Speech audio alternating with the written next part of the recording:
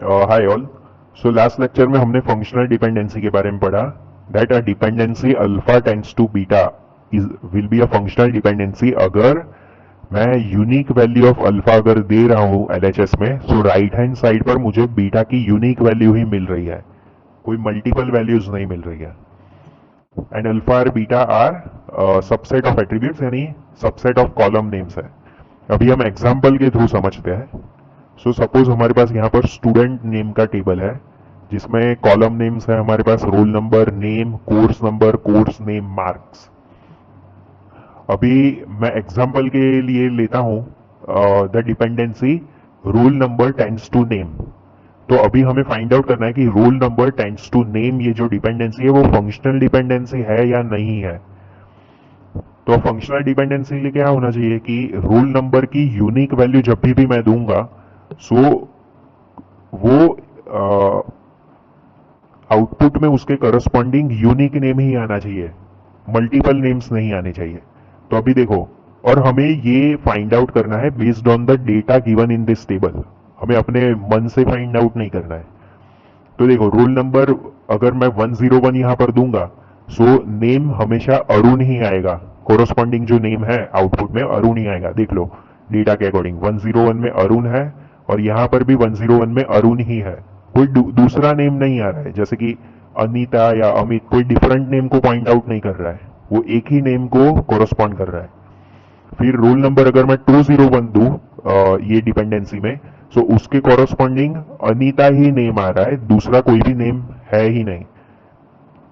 तो यहां तक तो ठीक है। अभी हम 301 अगर रोल नंबर देते हैं तो उसमें उसमें भी वो एक यूनिक नेम को ही कोरोस्पॉन्ड कर रहा है, अनीता। अभी अनीता जो है वो किसी डिफरेंट स्टूडेंट का भी नेम हो सकता है, ऐसा जरूरी नहीं है कि वो सेम ही स्टूडेंट हो।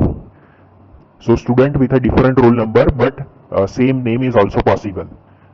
सो हमने हमें हमें क्या करना है, जब भी कोई फंक्शनल डिपेंडेंसी दी हो और डेटा दिया हो, तो हमें जो एलएचएस में है उसमें सारे वैल्यूज पुट करके देखना है कि वो यूनिक वैल्यू को ही मैप कर रहे हैं, यानी कोरोस्पॉन्डिंग आउटपुट में यूनिक वैल्यू ही हमें मिल रही है। तो यहाँ पे हमने देखा for every roll number 101, 201 and 301 हमें यूनिक नेम ही मिल रहा है। किसी भी ऐसे रोल नंबर पे ऐसा नहीं हुआ जैसे कि 301 पे अनीता को भी पॉइंट आउट कर रहा है वो, और आउटपुट में हमें दूसरा कोई स्टूडेंट जैसे रमेश भी मिल रहा है, ऐसा कहीं पर भी हमारे पास नहीं हुआ। So we can say that roll number tends to name, it is a functional dependency. So यहां पर लिखा है मैंने, so it is a functional dependency. अब दूसरा हम एक एग्जाम्पल ले लेते हैं। Suppose this is the dependency, if we take name tends to roll number. अभी ये हमें फाइंड आउट करना है कि ये फंक्शनल डिपेंडेंसी है या नहीं। अभी नेम के हर वैल्यू के लिए हम देखेंगे कि कोरोस्पॉन्डिंग आउटपुट में हमें यूनिक रोल नंबर मिल रहा है या नहीं। अभी देखो, अरुण नेम अगर ले हम तो उसके कोरोस्पॉन्डिंग 101 रोल नंबर है, और यहां पर जो अरुण है उसके कोरोस्पॉन्डिंग भी 101 है। So Arun is corresponding to 101 roll number, so ये तो यूनिक है। नाउ अनीता का अगर देखे, so for Anita name there is 201 roll number, and here for Anita name there is 301 roll number. तो अभी अनीता नेम जो है उसके कोरोस्पॉन्डिंग आउटपुट में 201 रोल नंबर भी आ रहा है और 301 रोल नंबर भी आ रहा है। सो इस केस में यूनिक आउटपुट हमें नहीं मिला, यानी for every unique name we did not get unique roll number on the RHS of dependency. So ये जो है वो फंक्शनल डिपेंडेंसी नहीं होगी। अभी देखो, एक चीज मैं बता देता हूं कि ये 101 में अरुण आ रहा है, तो ये 2 बार रिकॉर्ड क्यों आया टेबल में। तो देखो, सो बेसिकली ये सेम ही स्टूडेंट है Arun, who has taken multiple courses, यानी कि थियरी ऑफ कंप्यूटेशन टीओसी भी लिया हुआ है कोर्स उसने, और डीबीएमएस भी लिया हुआ है। So this is same Arun with same roll number who has taken multiple courses. So that's why ये 101 टू रोल नंबर, यानी roll number two name dependency थी, तो ये यूनिक अरुण को ही मैप कर रहा है। और ये तो पॉसिबल ही है कि डिफरेंट रोल नंबर पे, मतलब डिफरेंट पर्सन सेम नेम के हो सकते हैं। सो ये मैंने बता दिया। So this example you have to give in exam, अगर फंक्शनल डिपेंडेंसी का एग्जाम्पल देना हो, so you can create a table and these two dependencies, and with example you can show that this one is functional dependency and this is not. अभी देखो ये मैंने आपको पूरा रिवर्स प्रोसेस करके बताया समझाने के लिए कि क्या फंक्शनल डिपेंडेंसी है क्या नहीं है। तो मैंने एग्जांपल में आपको डेटा पहले ही दे दिया, उसके बाद मैंने डिपेंडेंसीज ये आपको बताए, और अब हमें फाइंड करना था कि ये फंक्शनल डिपेंडेंसी है या नहीं। लेकिन रियलिटी में प्रोसेस पूरा उल्टा होता है।